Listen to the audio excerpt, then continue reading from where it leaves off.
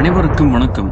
நமீபியாவில் சமீபத்தில் ஏற்பட்டுள்ள பஞ்சம் மற்றும் உணவு பற்றாக்குறை நாடு முழுவதும் பரவலாக தென்படுகிறது. இதனால் நமீபிய மக்கள் தொகையில் பாதிக்கும் மேற்பட்டோர் பஞ்சத்தின் பிடியில் சிக்கியுள்ளனர்.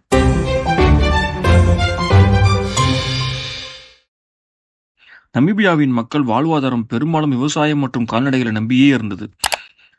நமீபியாவில் பஞ்சம் இது ஒன்றும் புதிதல்ல என்றாலும் 2018 மற்றும் 2021 நிலைமையை காட்டிலும் மிக மோசமாக பரவி வருகிறது.